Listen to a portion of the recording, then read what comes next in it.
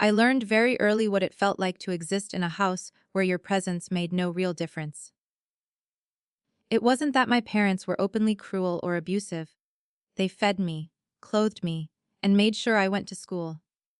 But there was a quiet kind of neglect that settled into every corner of our home, a silence that wrapped itself around me whenever I spoke, as if my words were softer and less important than everyone else's. My older brother Hamza was the center of everything. From the time he could walk, my father called him the future of this family. Every report card of his was celebrated, even when his grades were average. My mother would cook his favorite meals on exam days and tell relatives proudly how hardworking he was, even when I knew he had spent most of the week playing video games. They never seemed to notice the difference between his effort and mine. My younger sister, Ariba, was adored in a different way. She was delicate, emotional, and dramatic, and my parents treated her like glass that might shatter if handled too roughly. If she cried, the whole house stopped. My mother would sit beside her, stroking her hair and asking what had upset her. My father, who was usually stern, softened whenever she wrapped her arms around him and called him Abu in that sweet, pleading voice she had mastered since childhood. I was the middle child, but it wasn't just my position that made me invisible. It was as if I had been born into a role no one had written for me. I did well in school, helped with chores without being asked, and stayed out of trouble. Instead of praise, I received expectations. Good grades were not something to celebrate. They were simply what I was supposed to do. When I was 10, I won my first academic competition. I still remember clutching the small gold-colored trophy in my hands, my heart beating so fast I thought it might burst. I had practiced for weeks, reading and rereading my notes until the words blurred on the page. When my name was announced on stage, I felt a rush of warmth and pride that made my chest ache. I ran home that afternoon, my shoes kicking up dust as I hurried down our street. I imagined my parents smiling, maybe even hugging me. I imagined my father lifting the trophy to inspect it, and my mother calling relatives to tell them her daughter had won. Instead, when I stepped into the living room, my mother barely looked up from folding laundry. Hamza was sprawled on the sofa watching television, and Ariba was coloring at the table. I won first place, I said, holding the trophy out in front of me like an offering. My mother glanced at it briefly. That's nice, she replied, her voice flat. Go put your bag away and wash your hands. Dinner will be ready soon. Hamza didn't even turn his head. Ariba asked if she could hold the trophy, then quickly lost interest when she realized it wasn't shiny enough.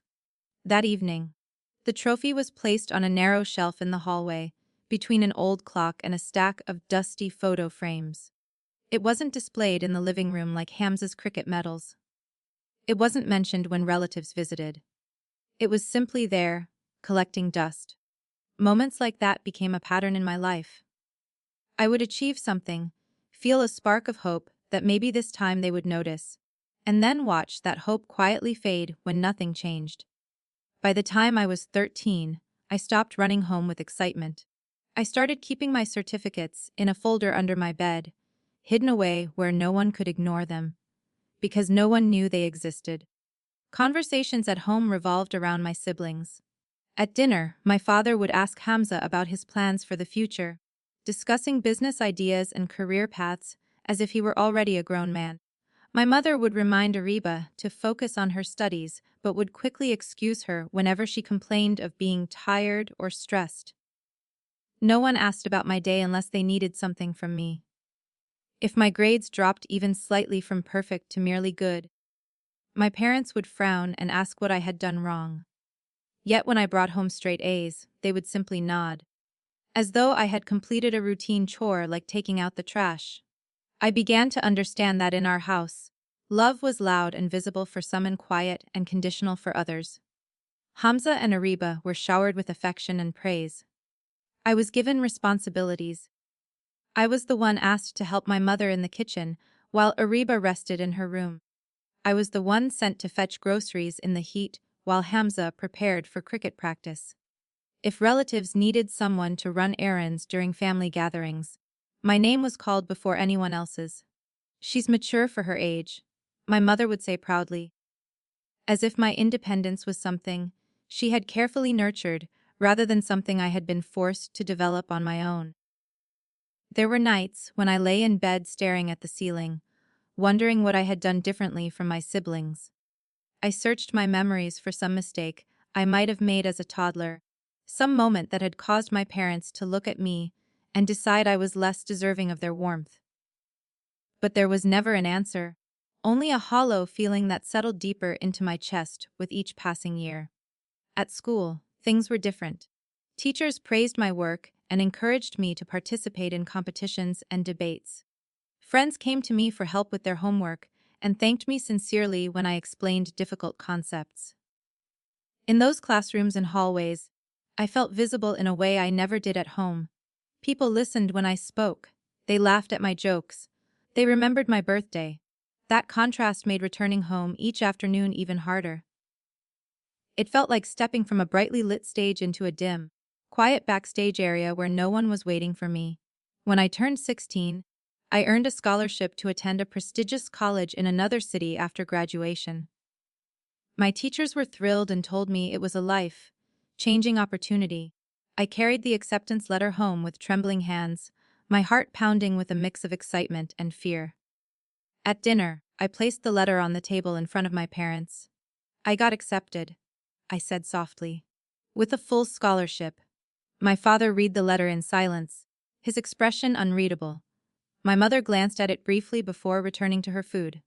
"That's good," my father finally said. "Just make sure you don't forget your responsibilities to this family." There was no celebration, no proud phone calls to relatives, no hugs. Hamza barely reacted, and Ariba only asked whether the city I would be moving to had good shopping malls. In that moment, I realized something important.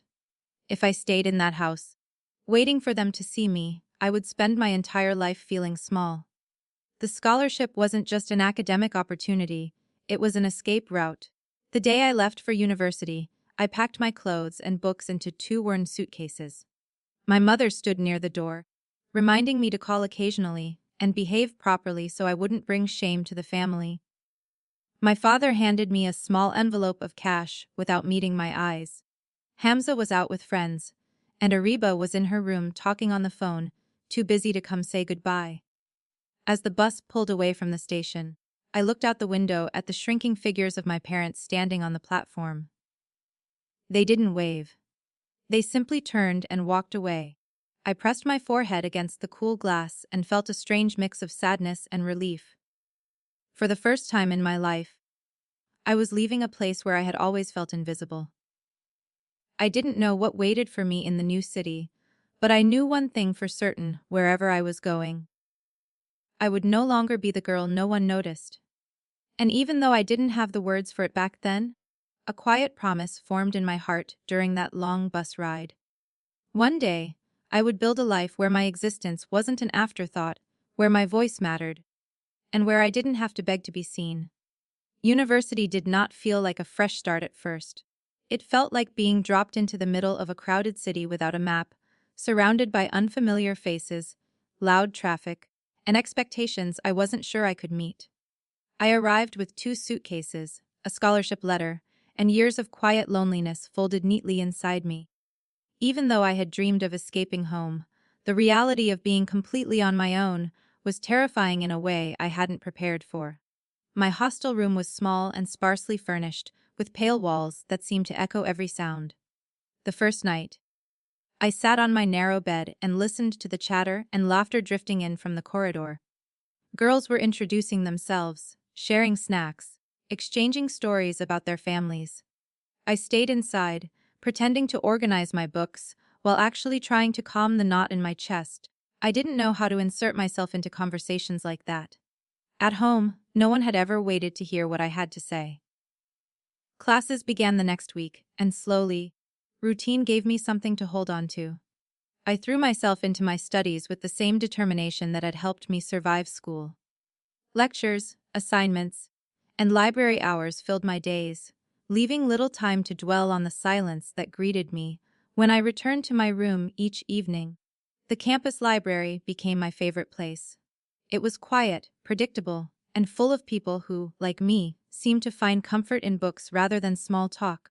For the first time, my hard work was not only expected but openly appreciated.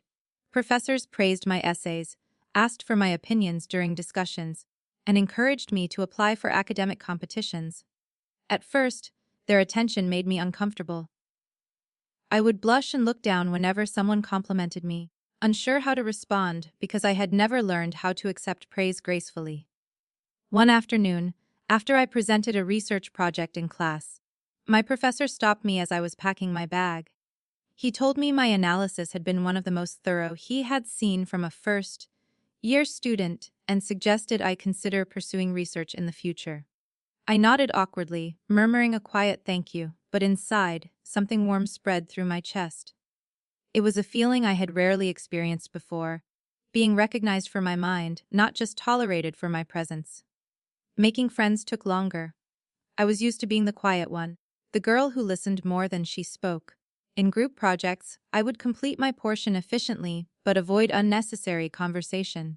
Still, over time, a few classmates began to sit beside me regularly. They asked for help with assignments, then started inviting me to join them for tea at the campus cafe. I said no the first few times out of habit, but eventually curiosity, and a growing desire not to be alone all the time, made me accept. Those first outings were awkward. I didn't always understand their jokes or know when to speak, but they were patient, and slowly, I learned that conversations didn't have to be competitions for attention. Sometimes people simply wanted to share stories and laugh together. On my 19th birthday, which I had mentioned only once in passing, they surprised me with a small cake in the hostel common room. When they sang and urged me to make a wish, my eyes filled with tears so suddenly that I had to look away to hide them. It was the first time anyone outside of my grandfather had celebrated my birthday in years. Back home, communication with my family remained minimal. My mother called once every few weeks, usually at inconvenient times, and our conversations were short and practical. She asked whether I was eating properly and reminded me not to get involved in unnecessary activities. She spoke at length about Hamza's new business ideas and Ariba's social life, barely pausing to ask about my own experiences. If I tried to share something about university, she would respond with distracted hums before changing the topic. My father rarely spoke to me directly. Occasionally, he would come on the line at the end of a call and ask whether my expenses were covered by the scholarship. If I said yes, he would grunt in approval. If I mentioned needing extra money for books or supplies, there would be a long silence before he agreed reluctantly. I hated asking, so I began taking on small tutoring jobs to cover my personal costs. Teaching younger students in the evenings was exhausting, but it gave me a sense of independence I had never felt before. With time, the distance between me and my family grew not just in kilometers, but in understanding. They didn't know the names of my friends, the subjects I was passionate about, or the late nights I spent studying in the library. I stopped expecting them to ask. Instead, I began building a life that existed completely outside their awareness. During my second year, I secured an internship at a small but promising tech company. The office was cramped, and the pay was modest, but the experience was invaluable. For the first time, I saw how the theories I studied in class translated into real-world projects. My supervisors treated me like a capable adult, assigning me tasks that mattered and trusting me to complete them without constant supervision. When one of my suggestions improved a project's efficiency, the team lead mentioned my contribution during a meeting, and everyone clapped lightly in appreciation. I went back to my hostel that evening feeling taller somehow, as if someone had added an invisible layer of confidence to my spine. I called home that night, hoping against my better judgment to share the news. My mother listened for a few seconds before interrupting to tell me that Ariba had received a marriage proposal from a well-off family. The rest of the conversation revolved around wedding plans and guest lists. By the time the call ended, my excitement had faded into a familiar, dull ache. I realized then that my achievements would never carry the same weight in that house as my sister's wedding or my brother's career moves. Graduation approached faster than I expected. I worked tirelessly in my final year, determined to leave university not just with a degree but with a job that would ensure I never had to rely on my family again. The effort paid off when the same company I had interned with offered me a full-time position. The salary was modest compared to larger firms, but to me, it represented something priceless: freedom. I moved into a tiny apartment near my workplace after graduation. It had peeling paint in the kitchen and a view of a crowded alley, but it was mine. I bought secondhand furniture, cooked my own meals, and learned to manage bills and responsibilities on my own. There were nights when loneliness crept in, especially during holidays when colleagues traveled back to their hometowns.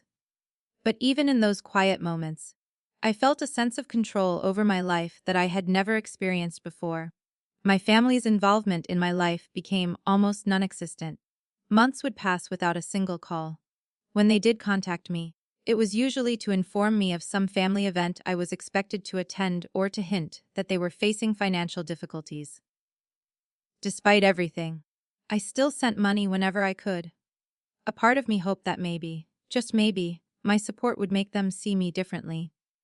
I attended Ariba's wedding, sitting through ceremonies and smiling politely while relatives whispered about how successful Hamza had become and how lucky Ariba was to marry into a wealthy family.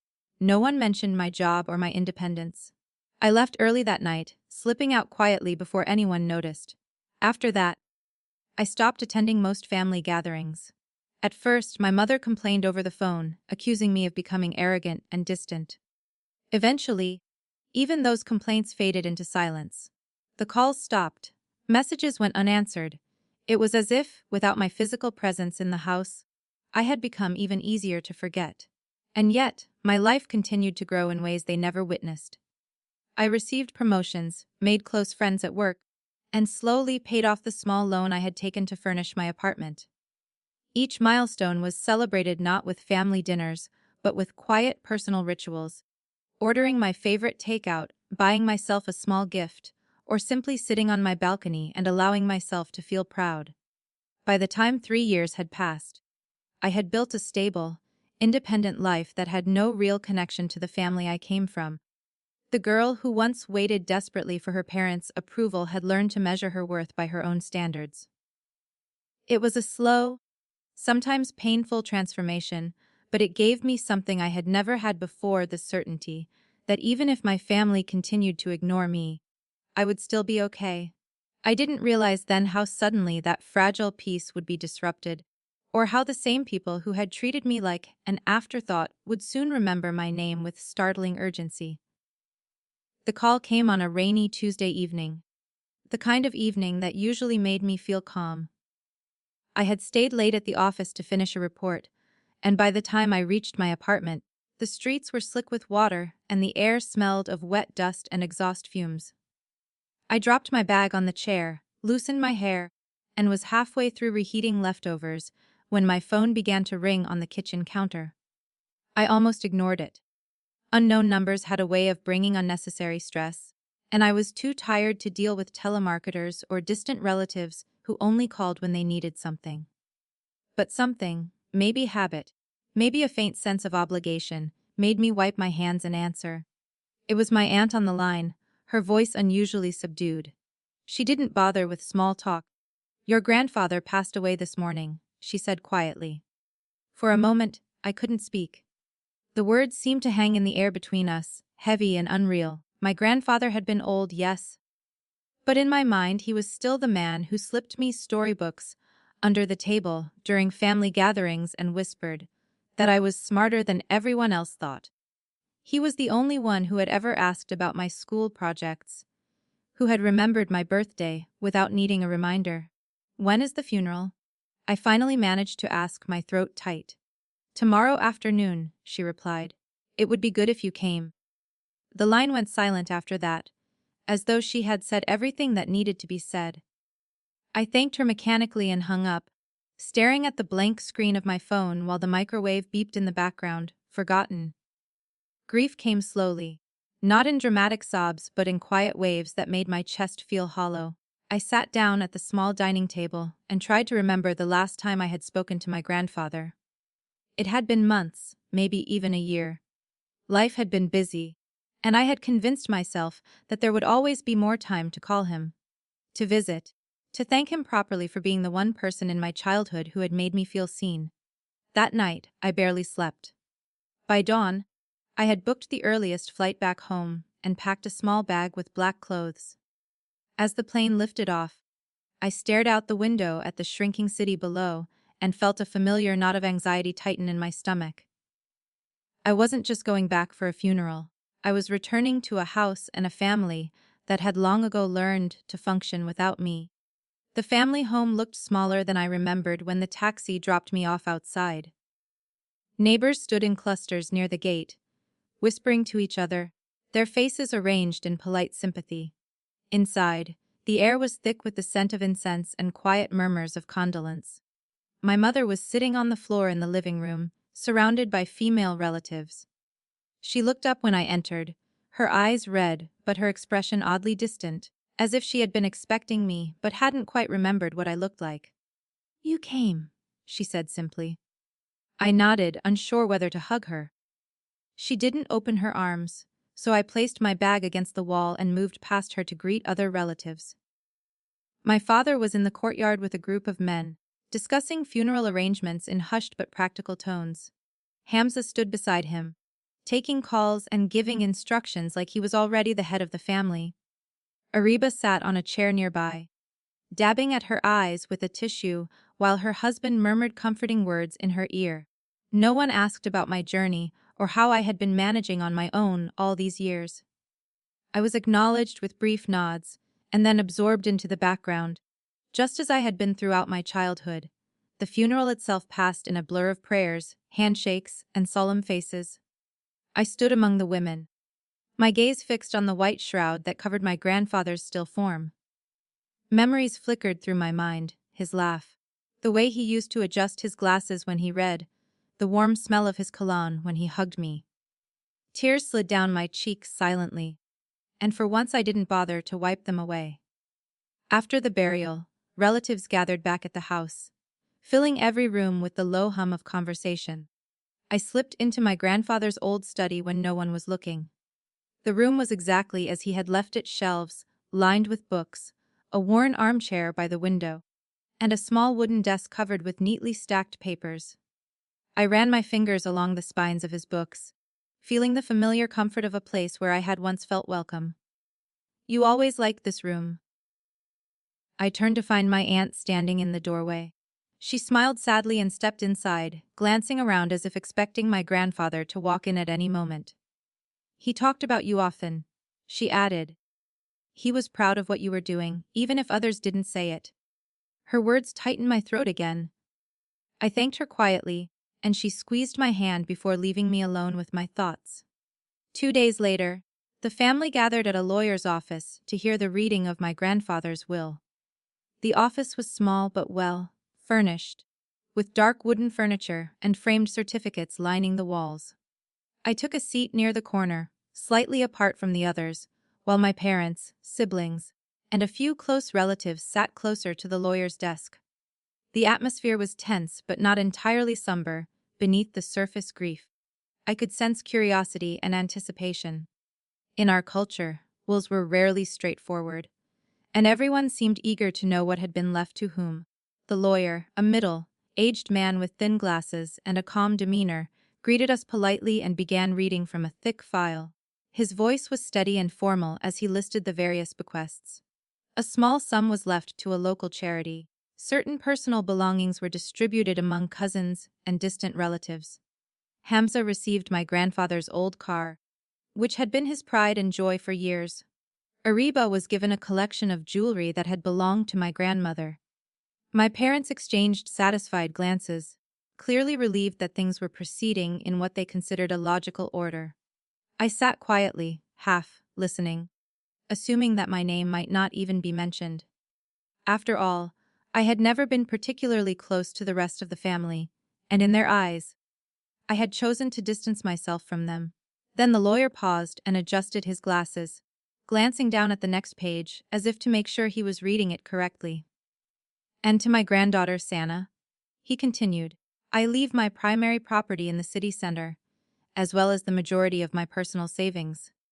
For a second, I thought I had misheard him. The words seemed to echo strangely in my ears, disconnected from reality. I looked up to find every head in the room turning toward me in unison.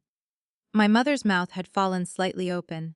Hamza's brows were drawn together in confusion. Ariba stared at me as if seeing me properly for the first time in years. The lawyer continued speaking, explaining the details of the property and the legal steps required to transfer ownership, but I barely processed his words. My heart was pounding so loudly that it drowned out everything else. My grandfather had left me his most valuable assets, far more than anyone else in the family. Questions erupted almost immediately after the reading ended. My father asked the lawyer to repeat certain sections, his tone strained. Hamza demanded clarification about the value of the property. Ariba whispered urgently to her husband, her eyes flicking toward me again and again. I sat frozen in my chair, my hands clasped tightly in my lap. A strange mixture of grief, gratitude, and anxiety churned inside me. My grandfather had always been kind to me, but I had never imagined he would leave me something so significant. Part of me felt honored and deeply touched. Another part felt a cold dread creeping in as I realized what this meant in the context of my family's dynamics. For the first time in my life, I was no longer the least important person in the room. As we left the lawyer's office, the shift in atmosphere was immediate and almost surreal. Relatives who had barely acknowledged me before suddenly approached with forced smiles and gentle pats on my shoulder. My mother walked beside me, asking whether I was feeling all right and whether I had eaten. Hamza placed a hand on my back in a gesture that might have looked brotherly to an outsider, but felt awkward and unfamiliar to me. That evening, back at the family home, I sat in the living room while my parents and siblings discussed the will in hushed but urgent voices. Every now and then, one of them would glance in my direction, as if trying to gauge my reaction. It was unsettling to feel their attention after years of being overlooked.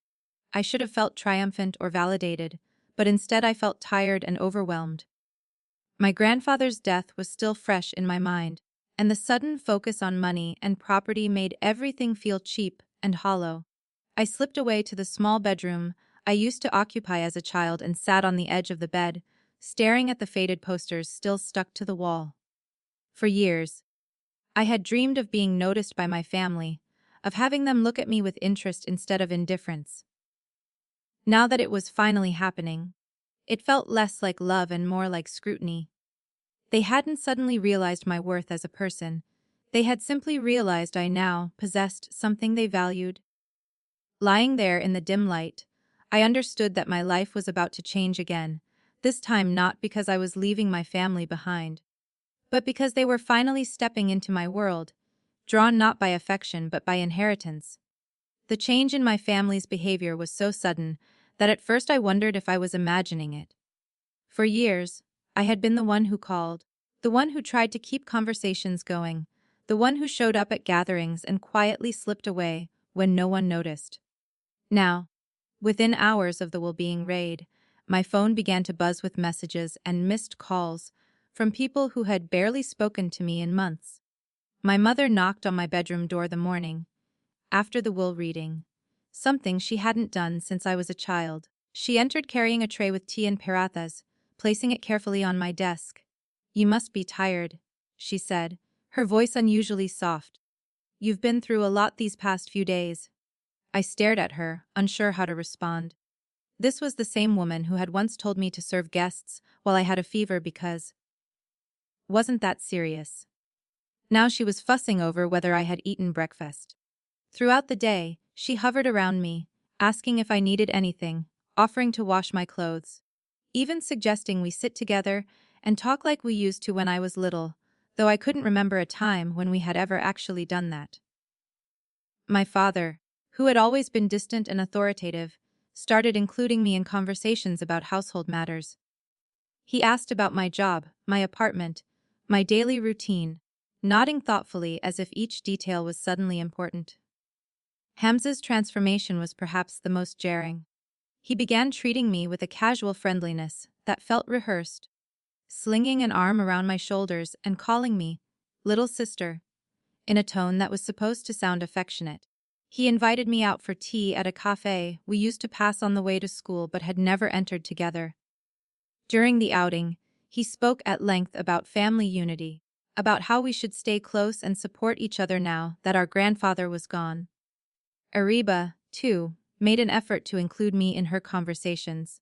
She showed me photos from her married life, complained about her in-laws, and asked my opinion on trivial matters like which dress she should wear to an upcoming event.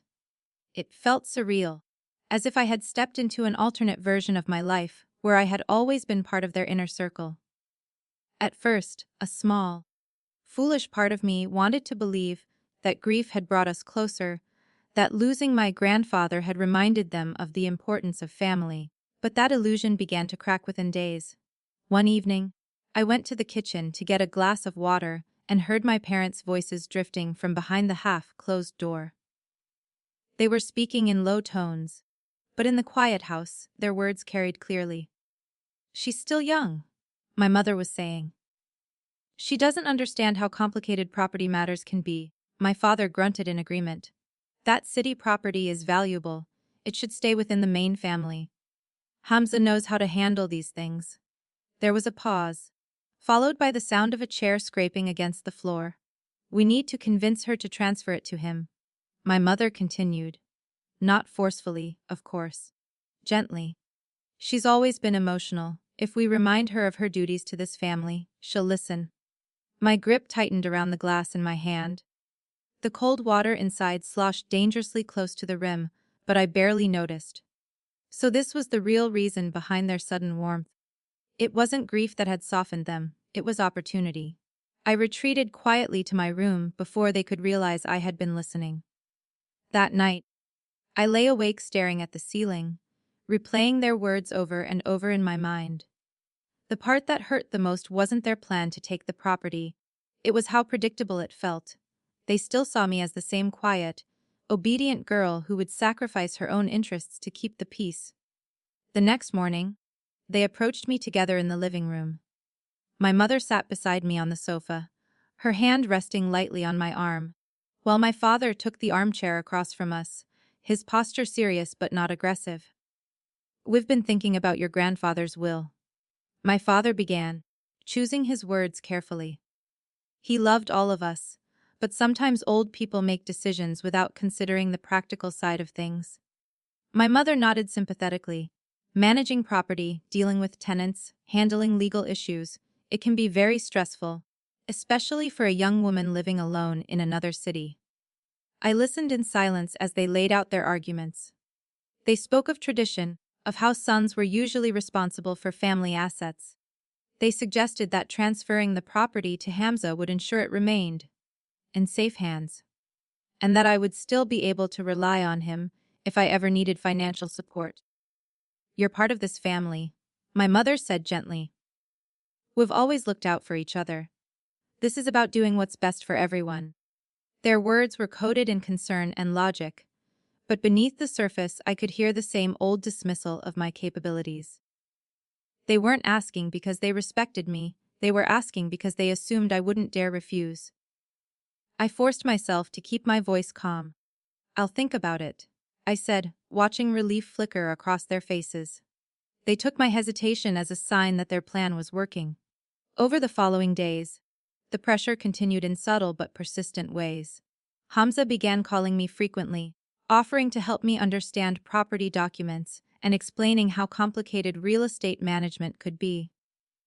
He painted himself as a protective older brother, someone who only wanted to shield me from stress and potential mistakes. Relatives joined in as well. An aunt called to tell me how proud my grandfather would be to see his grandchildren working together. A cousin messaged me to say that family disputes over inheritance often led to lifelong bitterness, and that it would be wise to avoid such conflict. Each conversation left me feeling more exhausted than the last. It was as if everyone had suddenly developed a deep concern for my well-being, but that concern always seemed to lead back to the same suggestion: give the property to Hamza. One afternoon, my mother handed me a set of documents she had already prepared, outlining the process of transferring ownership. She pointed out where I would need to sign and assured me that the lawyer could handle the rest. "We're not forcing you," she said with a small, reassuring smile. "We just want to make things easier for you." I looked at the papers in my hands, at the neat lines waiting for my signature, and felt a strange sense of clarity wash over me. All the years of being overlooked, of being treated as less capable and less important, suddenly came into sharp focus. They hadn't changed. Their kindness was conditional, their affection transactional. That evening, I stepped out onto the balcony for some air. The neighborhood looked the same as it had when I was a child: narrow streets, flickering streetlights, distant sounds of television drifting from open windows. But I was no longer the girl who had once stood there dreaming of escape. I was a woman who had built her own life, paid her own bills, and survived years of emotional neglect without their help. I realized then that my decision wasn't just about property or money. It was about whether I would allow them to continue defining my worth and controlling my choices. When I returned inside, my mother asked gently if I had given their proposal any more thought. I met her gaze steadily. "I have," I said, my voice quiet but firm. "And I'll let you know my final decision when we go to the lawyer to complete the paperwork." She seemed satisfied with that answer, interpreting my composure as compliance. But inside, I felt something shift, an invisible line being drawn that I knew I would not let them cross.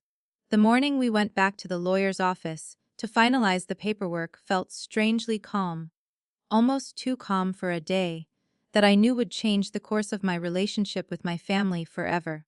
I woke up early in the small bedroom I used to occupy as a child and lay there for a few minutes, listening to the distant sounds of traffic and the muffled voices of my parents moving around the house. For once, there was no knot of anxiety in my stomach. Instead, there was a steady, quiet certainty that settled deep inside me. At breakfast, my mother placed a cup of tea in front of me with a soft smile. Hamza sat across the table, scrolling through his phone, occasionally glancing up to ask if I had slept well. Ariba chatted about some trivial issue with her in-laws, as if we were just an ordinary family preparing for an ordinary day.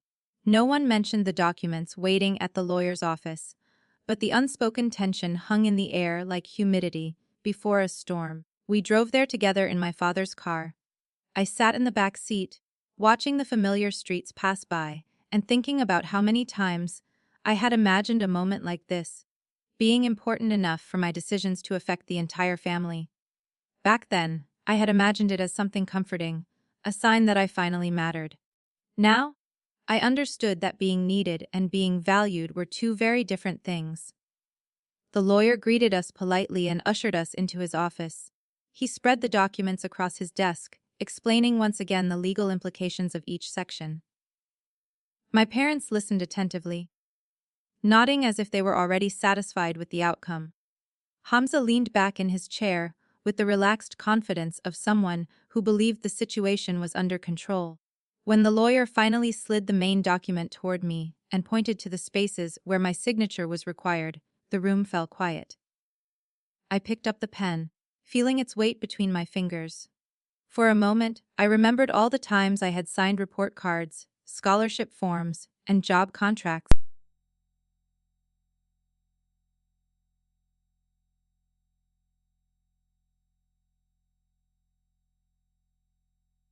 "Do what's right for the family," she whispered, her voice low but urgent. I placed the pen back on the desk without signing. "I've made my decision," I said, my voice steady despite the way all their eyes snapped toward me. "I'm keeping everything my grandfather left me." The silence that followed was so complete that I could hear the faint ticking of the wall clock behind the lawyer's chair. Then, almost at once, the room erupted. Hamza was the first to speak, his calm demeanor vanishing in an instant. "What do you mean you're keeping it?" he demanded, leaning forward. "We'd already discussed what would be best for everyone." Ariba's eyes filled with tears as she looked between me and our parents. "You're being selfish," she said, her voice trembling. "You know how much responsibility this puts on the rest of us if something goes wrong." My father's face darkened, the controlled patience he had shown over the past week slipping away to reveal the anger. I remembered from my childhood. After everything we've done for you, he said through clenched teeth, this is how you repay us. I looked at him, really looked at him, and felt a strange sense of detachment. These were the same accusations I had feared for years, the same guilt I had been conditioned to feel whenever I tried to prioritize myself. But now, hearing them spoken out loud in a lawyer's office, they sounded hollow. You didn't do this for me, I replied quietly. Grandfather made his decision. I'm just respecting it. Hamza scoffed. You're too naive to understand what you're dealing with. Property management, legal issues, taxes. This isn't something you can handle alone. I've been handling my life alone for years, I said, meeting his gaze. This won't be any different. My mother began to cry softly, dabbing at her eyes with the edge of her dupatta. Families don't treat each other like this, she said. We always taught you to think of others first. A bitter laugh almost escaped my lips, but I held it back. The irony of her words was too sharp to ignore. For years, I had been the one thinking of others first, sacrificing my own feelings to maintain a fragile peace that had never benefited me. I turned back to the lawyer. Please proceed with the transfer in my name, I said. He nodded cautiously, clearly accustomed to family disputes over inheritance. One by one, he guided me through the necessary signatures. With each stroke of the pen, I felt a strange mix of sadness and relief, as though I were closing a chapter of my life that had been left unfinished for far too long. By the time we left the office, no one spoke to me. The car ride back home was suffocatingly quiet. My father gripped the steering wheel so tightly that his knuckles turned white. Hamza stared out the window, his jaw clenched, while Ariba sniffled softly beside him. My mother avoided looking at me altogether. That evening, the house felt colder than it ever had before. My parents retreated to their room without saying a word to me, and Hamza left to meet friends, slamming the door behind him. I sat alone in the living room, surrounded by the same furniture and photographs that had once made me feel invisible. Now, instead of invisibility, I felt like an intruder. The next morning, I packed my bags earlier than planned. No one came to see me off when I left for the airport. As the taxi pulled away, I glanced back at the house one last time. It looked exactly the same as it always had, but I knew that whatever fragile connection I had with the people inside, it had been permanently altered. Back in my own city, life resumed with a surprising sense of normalcy. I threw myself into work, using the inheritance to secure the legal paperwork for the properties and to hire professionals who could help manage them. It was complicated, just as my family had warned, but not impossible.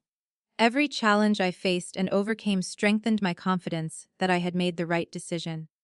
Over the next year, I made choices that would have seemed unthinkable to the quiet girl I used to be. I sold one of the inherited properties and used the money to start a small business, something I had always dreamed of, but never believed I could afford to pursue. The process was stressful and filled with uncertainty, but it was also exhilarating. For the first time, I was building something that was entirely mine, not tied to anyone else's approval or expectations. The second property, the one that had meant the most to my grandfather, I chose to keep. Instead of renting it out for maximum profit, I converted it into a small educational center that offered scholarships and tutoring for girls from underprivileged backgrounds. I named the program after my grandfather, wanting his legacy to be associated not just with property and money, but with the opportunities he had always believed young people deserved. News of my decisions eventually reached my family. At first, my mother called occasionally, her tone stiff and formal, asking about my health but never mentioning the inheritance.